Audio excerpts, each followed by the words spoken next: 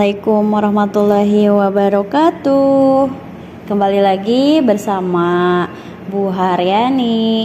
Terima kasih sudah klik video ini ya. Selanjutnya kita akan melanjutkan input data dari soal CP Premier Laundry ya. Kemarin di video sebelumnya kita sudah sampai poin C, yaitu menginput neraca saldo. Nah, kita akan melanjutkan ke poin D dan poin E, di mana kita akan membuat data pelanggan dan daftar pemasok beserta saldo piutang juga saldo utangnya. Pertama-tama silahkan kalian buka dulu aplikasi Mayobnya, karena kita sudah mempunyai file sebelumnya, berarti klik open ya, pilih filenya, lalu oke, lalu pilih no, sampai muncul seperti ini. Kita kecilkan dulu tampilannya biar muat dengan soal. Oke, selanjutnya untuk membuat data pelanggan, silahkan kalian pilih card file, lalu pilih atau klik card list seperti ini. Nah, pelanggan itu kan sama dengan customer ya, kata lainnya. Berarti kita di sini pilih tab customer yang ada di atas seperti ini, lalu langsung pilih new. Kita masukkan nama customernya. Yang pertama ada SMK Negeri 3 Loksemawe. Kita masukkan, lalu enter untuk memunculkan kotak selanjutnya. Card ID kita isi dengan C01. Nah, di sini karena tidak ada keterangan alamat ya, tidak ada keterangan alamatnya di mana, berarti kita bisa isi langsung country-nya. Otomatis kan ada di Indonesia ya. Berarti Indonesia, phone number-nya tidak ada, emailnya juga tidak ada. Nah, sampai sini berarti kita bisa langsung new untuk membuat customer yang kedua. Yang kedua ada Sanggar Bungong. Kita enter, masukkan card ID-nya C02,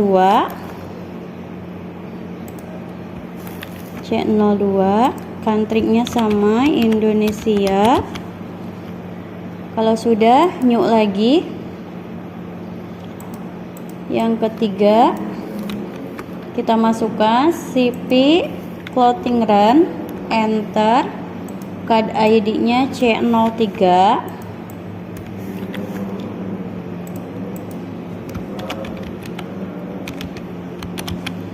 New lagi. Customer yang keempat ada Nyonya Asma, card ID-nya C04. Kita enter, isi country-nya Indonesia. New lagi.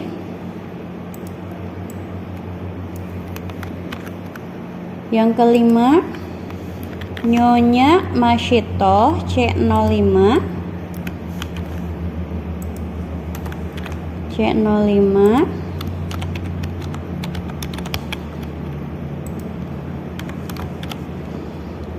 Oke, terakhir ada Bapak Rusli dengan card ID C06.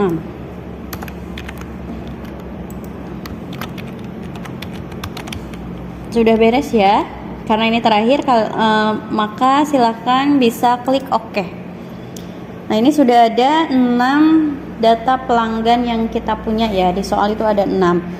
Nah, kenapa ini tidak berurutan dari 1 sampai 6? Karena di Mayub itu urutannya berdasarkan nama pelanggan ya. Maka di sini otomatis Bapak Rusli itu ada di paling atas gitu. Oke, sebelum ke saldo piutang, kita bikin dulu karena masih di jendela yang sama ya, di card list. Nah, maka kita ke poin E dulu, daftar pemasok. Tinggal kita pindahkan tabnya. Kalau tadi customer, sekarang kita pindahkan ke supplier. Seperti ini. Tadi kan customer sudah ada, ketika dipindahkan ke supplier ini masih kosong karena kita belum menginput datanya. Sama seperti customer, silahkan langsung pilih new. kita masukkan nama tokonya. Yang pertama ada Toko Sejahtera. Lalu silahkan di enter, masukkan card ID-nya yaitu V01.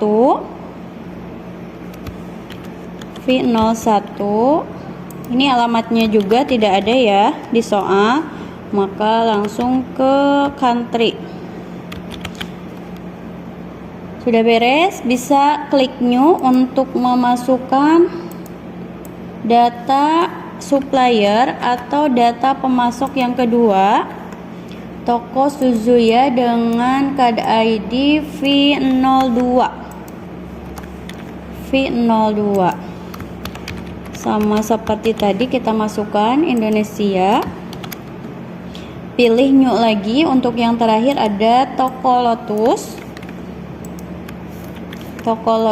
dengan ID V03. Kita masukkan country-nya Indonesia. Oke, kalau sudah silahkan klik OK. Nah, di sini udah ada 3 ya. Yang pertama ada Toko Lotus, Toko Sejahtera, dan Toko Suzuya. Maka sampai sini untuk card list sudah beres. Untuk customernya ada 6 dan suppliernya ada 3. Nah, ketika sudah beres membuat daftar customer dan supplier, selanjutnya kita akan mengisi saldo piutang dengan saldo utang. Kalau saldo utang itu berkaitan dengan customer, sebaliknya untuk saldo utang itu berkaitan dengan supplier atau pemasok. Di sini kita close dulu sampai tampilan command center. Kita kembali lagi ke soal poin D. Saldo piutang itu hanya 3 ya. Ada SMK Negeri 3 Lok Semawe, Sanggar Bungong, dan Sipi Clothing Run. Nah, untuk memasukkan saldo piutang, silakan kalian pilih setup, lalu pilih balance. Karena ini berkaitan dengan customer, berarti pilih customer balance. Ya, maka di sini muncul nama-nama customer yang sebelumnya sudah kita buat.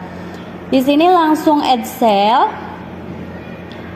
lalu klik tanda panah untuk nama customer, tinggal dimasukkan. Yang pertama itu ada SMK Negeri 3 Lok Semawe, tinggal dipilih lalu use customer sampai muncul seperti ini ya. Termnya kita bisa ganti ya, in a given, lalu balance due day-nya 30. Karena kan biasanya kalau piutang itu jangka waktunya rata-rata 30 hari. Kalau sudah oke. Selanjutnya invoice-nya kita masukkan nomor faktur. Nomor fakturnya ada di soal PJ 1208, tanggalnya pun sama, kita masukkan 12 Desember 2018, customer PO dikosongkan. Selanjutnya memo, kita masukkan saldo awal piutang usaha. Oke, sudah. Selanjutnya kita masukkan nominalnya. Berapa saldo piutang dari SMK Negeri 3 Lok Semawe? Di kolom total including tax-nya ya. Berarti kita masukkan 3 juta rupiah. Nah, karena di soal tidak ada keterangan PPN, maka tax code-nya kita ganti menjadi NT ya. Jadi tidak muncul pajak. Oke, sebelum di-record atau sebelum disimpan, coba cek dulu jurnalnya dengan cara menekan tombol CTRL plus R ya, yang ada di keyboard kalian masing-masing, sampai muncul rekap transaksinya atau jurnalnya seperti ini. Piutang usaha di debit 3 juta, piutang usaha di kredit 3 juta. Kalau sudah betul berarti tinggal di OK, lalu jangan lupa di record. Kalau muncul pertanyaan silahkan pilih OK. Nah, ini sudah ada ya, untuk SMK Negeri 3 Lok Semawe sudah ada saldo piutangnya sesuai dengan soal, yaitu 3 juta. Oke, masih ada 2 lagi. Kita lanjutkan sama seperti yang tadi. Kita add cell, pilih customer yang kedua, ada Sanggar Bungong. Nah, seperti ini. Termnya kita ganti menjadi in a given, balance due day-nya 30, lalu oke. apa namanya, invoice-nya, nomor fakturnya ya dimasukkan. PJ 0408 tanggal 7 Desember 2018. Memonya saldo awal piutang usaha. Lalu masukkan nominalnya 2 juta rupiah. Jangan lupa teks code-nya kita ganti menjadi NT. Seperti ini ya. Kita cek jurnal seperti tadi. Piutang usaha di debit, piutang usaha di kredit 2 juta rupiah. Kalau sudah silahkan di record, jangan lupa ya untuk menyimpan. Sampai tersimpan seperti ini sudah muncul Sanggar Bungong 2 juta rupiah. Nah, di sini bisa dilihat out of balance amount-nya min 100.000 karena masih ada 1 ya. Jadi di sini harus 0 nanti endingnya. Satu lagi kita masukkan customer name atas nama CP Clothing Run. Itemnya kita samakan dengan yang awal. In a given balance due-nya 30 hari. Kita masukkan nomor faktur, nomor fakturnya dan tanggalnya tanggal 31 Desember. Jangan lupa memonya kita samakan juga. Saldo awal piutang usaha. Kita masukkan nominalnya 100.000. Jangan lupa teks code-nya diganti menjadi NT ya, seperti ini. Jadi 0. Kita cek jurnal. Piutang usaha di debit, piutang usaha di kredit 100.000. Jangan lupa di record. Nah, karena ini terakhir ya, maka ada ucapan selamat, congratulations. Nah, kalau ada tanda seperti ini berarti dari saldo piutang yang di neraca saldo dengan rincian piutang per customer itu sudah balance ya. Bisa dilihat di sini. Total salesnya 5.100.000, link receivable akun balance-nya 5.100.000, sudah sama sehingga out of balance-nya 0, maka menginput saldo piutangnya sudah betul. Oke, itu untuk saldo piutang sudah beres. Tadi sekali lagi pilih setup, balance, customer balance, seperti ini ya munculnya. Oke, yang saldo piutang kita close dulu. Kita ke poin E, karena daftar pemasoknya sudah kita buat tadi ya, barengan dengan pelanggan. Berarti sekarang kita tinggal memasukkan saldo utang. Saldo utang dengan cara, karena utang itu berkaitan dengan supplier, maka kita pilih sama seperti tadi, setup, balance. Nah, ada yang paling akhir ada supplier balance. Sampai muncul nama supplier yang sudah kita buat sebelumnya. Nah, selanjutnya kita langsung pilih add purchase. Kita cari supplier name-nya. Yang pertama di soal itu ada Toko Sejahtera. Toko Sejahtera, use supplier, termnya kita ganti samakan dengan yang tadi, in a given of day, balance due day-nya 30. Oke. Kita klik oke ya.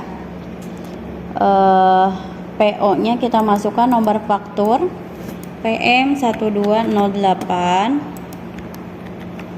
Terus untuk tanggal 10 Desember 2018.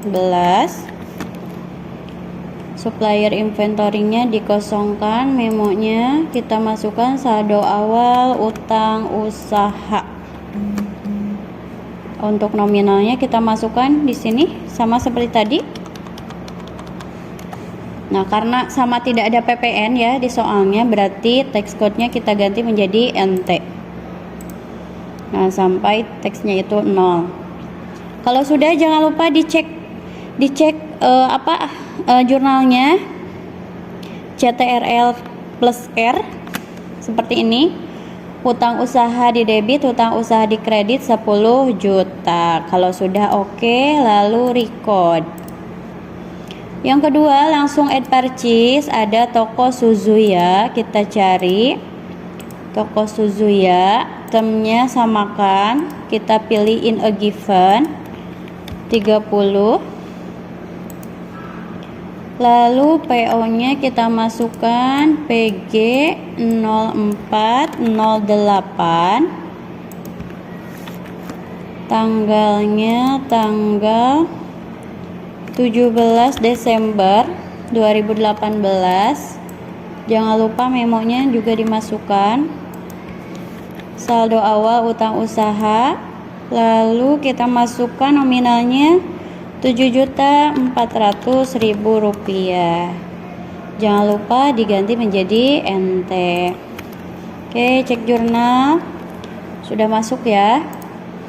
Tinggal di record. Terakhir satu lagi, ada toko Lotus. Ini terakhir, masih ada saldonya.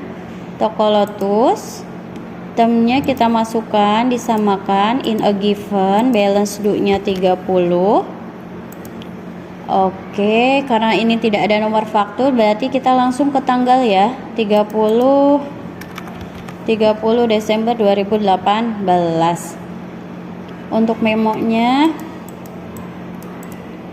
saldo awal utang usaha, nominalnya 100.000. Jangan lupa tax code-nya kita ganti menjadi NT. Cek jurnal, sudah masuk record.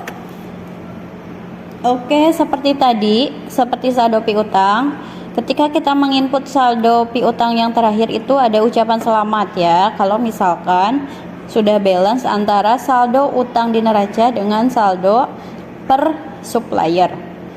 Klik OK, lalu OK lagi sampai muncul seperti ini. Bisa dilihat total purchase 17.500.000, link payable akun balance-nya 17.500.000, out of balance amount-nya 0 ya. Di sini kita pastikan lagi toko Lotus 100.000 sudah betul, toko Sejahtera 10 juta, toko Suzuya 7.400.000. Hati-hati karena di soal dengan di Mayob itu urutan tokonya itu berbeda ya. Kalau di Mayob itu berdasarkan alfabet, lihat di supplier name-nya. Kalau di soal kan beda lagi ya. Itu. Oke, untuk poin D dan E sudah beres.